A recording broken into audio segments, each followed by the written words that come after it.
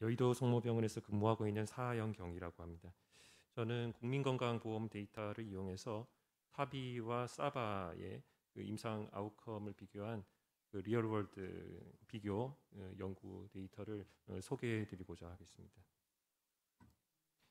많이 아시는 이제 연구입니다. 지금 드디어 양대 밸브 시스템에서 결국 각 리스크에 따라서 RCT를 진행하였고, 드디어 이제 2019년에 이제 로어 리스크까지 괄목할 만한 이제 성과를 보여주어서 마지막으로 이제 활용 점정을 찍고, 이제 타비가 중증 대동맥 판막 협착증에서 대체적인 치료에서 이제는 표준적인 치료로 이제 자리를 매김하고 있습니다. 그렇다면 이제 리얼월드 데이터는 어떤 것인가? 제가 해외 데이터를 몇 가지 좀 보여드리겠습니다. 독일이 그 타비를 가장 많이 하고 있는 나라인데요. 2007년부터 그리고 뭐 좀 멀지만 2013년까지 이 연두색 그래프가 보여드리듯이 타비의 그 성적이 계속해서 점점 좋아지고 있습니다. 그래서 마지막에 뭐 벌써 이것도 10년 가까이 전인데 이미 이때 그 서저리의 그 사망률을 벌써 역전을 시키게 되었고, 물론 이 연구는 RCT는 아니고 그 옵저베이셔널 데이터에 지나지 않지만 그 점선이 이 유로스코어인데, 유로스코어가 벌써 이 타비가 훨씬 불리한 조건의 환자들입니다. 그래서 벌써 리얼월드 데이터로도 상당한 이 타비의 그 좋은 성적을 이제 보여주고 있다고 하겠습니다. 하지만 역시 그 독일 레지스트리 데이터인데요. PSA임을 하고서 봤을 때 5년 데이터 팔로업 했을 때 보시는 바와 같이 이제 수술에 비해서는 좀 불리한 것으로 일단 리얼월드 결과가 이제 나왔습니다. 물론 이것은 벌써 지금부터 한 10년 전의 데이터니까 뭐 디바이스가 더 개량되고 테크닉이 발전되고 최근에는 좀 결과가 다를 수 있지 않을까라는 생각은 듭니다. 그럼 이제 우리나라의 데이터는 그동안에 어떤 것들이 있었는지 좀 간략히 소개해드리겠습니다. K타비 레지스트리 발표가 있었는데요. 사망률만 보시면 1개월 사망률이 토탈 12% 정도, 그리고 1년 사망률이 한 9% 정도 됐었습니다. 그런 데이터가 있었고, 또 밸브의 그 제너레이션 대비 비교했을 때 사피엔3가 우리나라에서 이제 시행한 데이터입니다. 사피엔 XT에 비해서 CV 데스는 줄였고 올코즈 데스는 크게 차이가 없었다라는 이제 데이터가 있었습니다.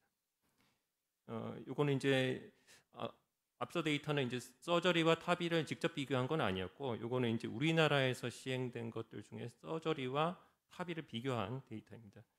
싱글 센터 데이터이고요. 고위험군 환자만 아주 초창기 시절의 데이터입니다. 그래서 보셨듯이 사망률이 1년 데이터가 87%대 83%로 뭐 타비가 뉴메리컬하게는 조금 불리하지만 통계적인 차이는 없었습니다.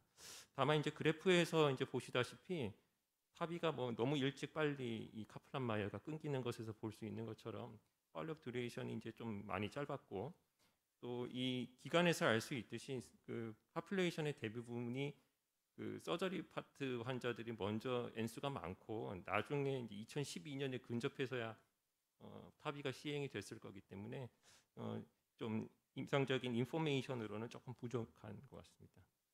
역시 같은 기관의 데이터고요. 이건 또 보시면은 올코즈 모터리티가 한 달 봤을 때, 석 달 봤을 때 타비가 뭐 10건에서 한 명도 죽지 않고, 또 이건 또 너무 좀 데이터가 튀지만 14명 시행해서 뭐 한 30% 가까이 사망을 해서 뭐 크게 차이는 뭐 통계적인 차이는 없었더라, 뭐 이런 데이터가 있었습니다. 보신 바와 같이 N수가 이제 적고 이게 데이터가 튀는 것들이 많아서 좀 현실에 적용하기에는 조금 이제 인포메이션으로 부족한 실정입니다.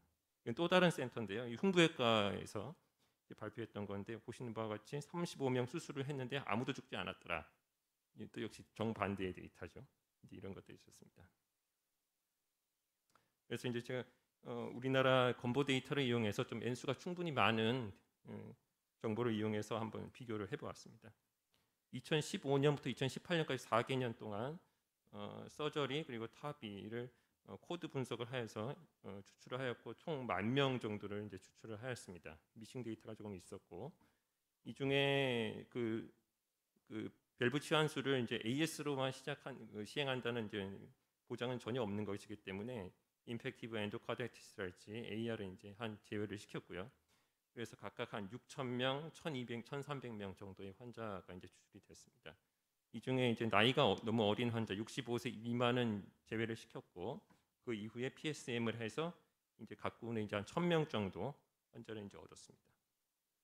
그리고 프라이머리 아웃컴은 올 코즈 데스 그리고 이스케믹 스트로크, ICH 이제 컴포지스라 했고 각각 이제 컴포넌트도 분석을 하였습니다. 세이프티 엔드 포인트로는 재시술 또는 재시술로 하였고 퍼머넌트 페이스메이커 인서션의 확률도 계산하였습니다. 이거 이제 PSM 하기 전에 인포메 데이터입니다. 타바가 서저리에 비해서 한 3분의 1 정도의 N수가 되는 것 같습니다. 그 우리나라에서 그 타비가 도입된 그 초창기 데이터니까 현재는 타비가 이제 이거보다는 좀 비중이 더 많을 것으로 생각이 됩니다. 뭐 예상되시다시피 나이는 뭐 80세대, 73세로 타비 쪽이 훨씬 나이가 많은 환자였고요. 작은 차이긴 합니다만 여자가 조금 더 타비 쪽에서 비율이 더 많았습니다. 그래서 다른 그 언더라잉 디지즈도 타비가 모두 대부분 더 이제 코모비디티가 많은 환자들이었고, 이건 PSM 이후에 약 1,000명씩의 데이터를 비교하였고 나이 79세 정도로 비슷하게 맞추고 나머지 언더라잉 디지즈도 모두 차이가 없게 맞췄습니다. 클리니컬 아웃컴 이제 보시겠습니다. 전체 사망률을 보면 타비 쪽이 12%, 서저리 쪽이 19% 정도로 거의 한 30% 가까이 이제 이 타비 쪽이 이제 우월한 것으로 통계적인 차이도 입증을 했습니다. 이스케믹 스트로크는 이게 조금 저희 데이터의 좀 위크 포인트인데 좀 16%대 20% 정도로 조금 카운트가 많이 된 것으로 저도 좀 생각은 되는데 어찌됐든 이것도 마지널하긴 합니다만 통계적인 차이가 있는 것으로 타비 쪽에서 스트로크, 이스케믹 스트로크가 좀 덜 발생한 걸로 나왔습니다. ICH는 뭐 비슷했고요. 리피트 프로시저는 뭐 1,000건씩 했는데 각 군에서 8건, 4건 정도 나왔으니까 양군 모두 이제 상당히 세이프한 트리트먼트로 이제 확인이 되었습니다. 퍼머넌트 페이스메이커 인서션 확률은 타비가 한 10% 조금 안 되는 정도, 서저리는 3% 조금 안 되는 정도로 나와서 타비가 역시 컨덕션 디스터번스는 많이 일으키는 시술로 봐야 될 것 같습니다. 메디안 팔로업은 한 15개월 정도였습니다. 카플란 마이어 플러스 좀 보신 바와 같이 초기에 상당히 많이 그 모털러티에서 격차를 보여주고 이 효과가 한 지금 3년까지 지금 최대 팔로업을 했는데요. 계속해서 지금 차이는 좀 유지를 되고 있는 걸로 보입니다. 조금 뭐 아쉽다면 초기에 많이 서바이벌이 벌어지는데 나중에 갈수록 좀 점점 가까워지고 있는 점은 조금 아쉬운 점이라고도 할 수 있겠습니다. 스트로크는 보신 바와 같이 역시 마지널합니다만 통계적인 차이가 보여졌고 그 서바이벌과는 다르게 계속해서 이 차이가 어느 정도 유지가 되고 있는 것도 조금 특이한 점 같습니다. 인트라크레니얼 헤모리지는 뭐 차이가 없었고요. 그래서 이제 세 가지 컴포지트 아웃컴을 프라이머리 엔드 포인트로 잡았을 때 보신 바와 같이 이제 유의하게 타비가 서저리에 비해서 우월한 것으로 나타났습니다. 퍼머넌트 페이스메이커가 이제 그 타비의 약점이 되겠는데요. 보신 바와 같이 시술 초기에 뭐 거의 한 7~8%의 환자들이 이제 그 이벤트가 발생하면서 뭐 완전히 이제 벌어져 버렸습니다. 요거는 이제 미국의 데이터인데요. 미국의 레지스트리 데이터인데 지금 요 빨간 선 30대 한 달 퍼머넌트 페이스메이커 이 시술 확률이 지금 한 최근에 올 때 한 10% 정도 됩니다. 우리나라가 지금 10%가 안 되고 한 7~8% 정도 되니까 이게 미국 데이터에 비해서도 퍼머넌트 페이스메이커 시술 확률은 좀 낮은 것이 아닌가 생각되고 미국뿐만이 아니라 다른 그 서구 데이터들 대부분과 비교해도 우리나라가 좀 뭐 적어도 뉴메리컬하게는 좀 이런 페이스메이커 시술 확률이 좀 작지 않나 이렇게 생각됩니다. 그리고 이제 재시술 확률은 뭐 건수가 뭐 양군 다 많지 않았습니다. 그래서 저희 연구에 이제 뭐 약점이라면 역시나 이제 건보 데이터가 갖는 이제 고질적인 문제입니다. 건보 데이터는 이제 코드 분석을 이제 해서 그 이벤트를 계산하는데 근본적으로 이제 이 진단명이 실제 상황이랑 일치할 것이냐에 대한 근본적인 의문이 있습니다. 그래서 이제 이 수술을 한 건 했는데 이 수술이 진정으로 이 협착증 때문에 한 AVR일 것이냐라는 것을 검증을 해야 되는데, 그래서 최대한 AR이랄지 이런 대동맥판 치환술을 할 수 있는 코드명이 있는 환자들을 최대한 이제 제외하려고 노력을 하였습니다. 그리고 아까 처음 말씀드렸듯이 스트로크 확률이 지금 10%가 넘게 나왔는데, 이것은 이제 기존의 데이터들이 한 1년에 한 5% 안팎 정도 보여주고 있는 것에 비하면 좀 지나치게 좀 높은 수치라고 할 수 있겠습니다. 그리고 이 리뷰어들이 가장 지적하는 문제 중에 하나는 이 수술과 시술을 동등하게 비교하려면 수술이 아이솔레이티드 AVR이어야 하는데 이 콘코미턴트 서저리가 지금 포함된 것이 아니냐라는 이런 지적이 이제 꼭 있을 수가 있겠죠. 그래서 그런 것들이 좀 약점이 있을 수 있지만 최대한 저희도 이제 세컨 오퍼레이션 코드랄지 그런 것들을 최대한 제외해서 그런 것들을 좀 없애려고 노력을 했습니다.